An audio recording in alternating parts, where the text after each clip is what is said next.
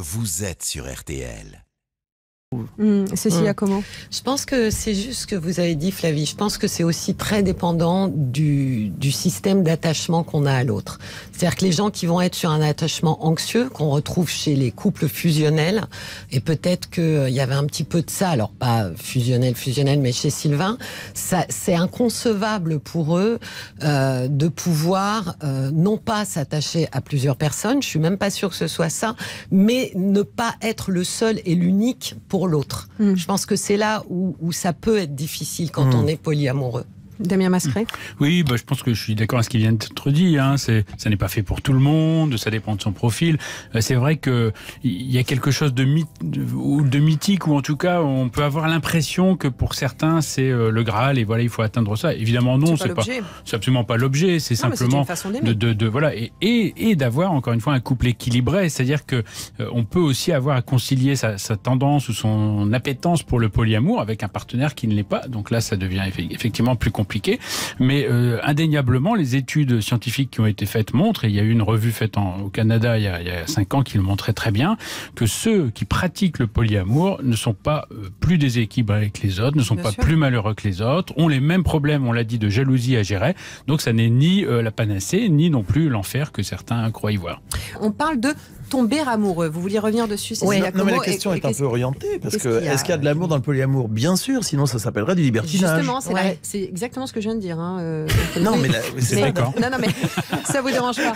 Mais néanmoins, vous allez pouvoir le développer. Mais puisqu'on parle de l'amour, c'est intéressant. Est-ce qu'il y a de l'amour dans le polyamour? Tomber amoureux, vous vouliez revenir dessus, Cécilia? Parce que je pense que tomber amoureux, c'est pas la même chose que aimer quelqu'un. Et quand je reprends, il y a un sociologue italien, Alberto Alberoni, qui a écrit un livre formidable qui s'appelle Le choc amoureux, pour décrire ce qu'on vit quand on tombe amoureux. C'est un choc. Il est formel. On ne peut pas tomber amoureux de deux personnes. On peut aimer une personne et tomber amoureux d'une autre. Mais tomber amoureux, c'est le début, on est d'accord. Et parce que en italien, ils appellent le innamorato, que nous, on n'a pas en traduction. Et c'est pas la même chose. C'est-à-dire que les polyamoureux, je pense que, alors je présume qu'ils ne tombent pas en même temps de 2 ou 3 ou 4 personnes dans cet innamorato en même temps. C'est pas dans le même tempo, vous voulez dire? Oui, je pense qu'il y a de l'amour, mais alors après, tomber amoureux, Non, mais là, c'est trop subtil pour Camille. Non, c'est pas ça, c'est que je pense qu'on parle pas de la même chose. Tomber amoureux, bon, c'est le moment où on tombe amoureux. Après, être dans des relations amoureuses. L'amour est là. Donc après, l'amour est là, on aime, ou pas, bien et entendu. ensuite on retombe amoureux de quelqu'un, on aime, on retombe. Non, c'est pas dans une même soirée que tu vas tomber amoureux de 4 personnes en même temps. Non, mais si, ça mais veut ça dire, apporte mais pas vous ce parlez nom-là. de disponibilité. Non, mais ça veut dire que quelqu'un qui aurait 4 du cœur. Voilà, 4 compagnes. Je pense pas, selon les termes de qu'est-ce qu'être tombé amoureux, ne peut pas être. Alors on va dire enamorato, amoureux des 4 en même temps. C'est ce que je pense. Je pense qu'il y a de l'amour et c'est pas exactement. Est-ce que ce sont différentes formes d'amour, Camille Saferis? C'est-à-dire Oui, il comprend rien aujourd'hui. quoi? Par exemple, admettons qu'on soit tous ensemble. Oui, qu'on soit tous polyamoureux. Voilà. Ce serait merveilleux. Enfin bon, moi je suis amoureuse de vous et de vous. Oui, je le savais depuis longtemps. Bah évidemment. Est-ce que je vais vous aimer de la même façon? Est-ce que dans le polyamour, on parle du même amour? Est-ce que je peux vous aimer pour vos certaines enfants qualités tous de la même façon? Non, mais pourtant vous les aimez tous, donc c'est la même chose. Je veux dire, chaque relation est particulière. Enfin, je veux dire, c'est enfoncer des portes ouvertes. Mais dans cet amour-là dont on parle d'adulte, pas l'amour filial, il y a de l'érotisme et il y a de la sexualité derrière. Et donc il y a du désir. Ça n'empêche pas l'amour. Bien sûr que non, mais c'est par que ça donne une couleur rapport à aimer différente. ses enfants, voilà, on est dans un autre registre. Donc Aurélien l'a dit, je les aime différemment.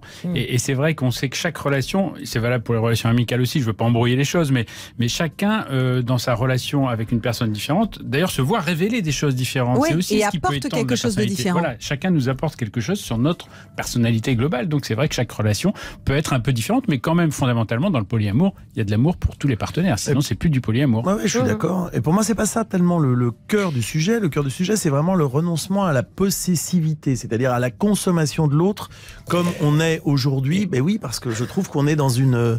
Je trouve que c'est ça qui est intéressant idéologiquement dans le polyamour, c'est la tentative de construire une autre forme de couple qui s'affranchit. T'es pas dans le couple là. Si, c'est des couples en parallèle, mais c'est s'affranchir d'une forme de consommation de l'autre qu'on veut sociologiquement, culturellement nous imposer que notre culture, que les religions, que les États cherchent à nous imposer. Adassa nous écrit, on n'est pas fait pour être polygame. Voilà. Alors la monogamie, elle est culturelle ?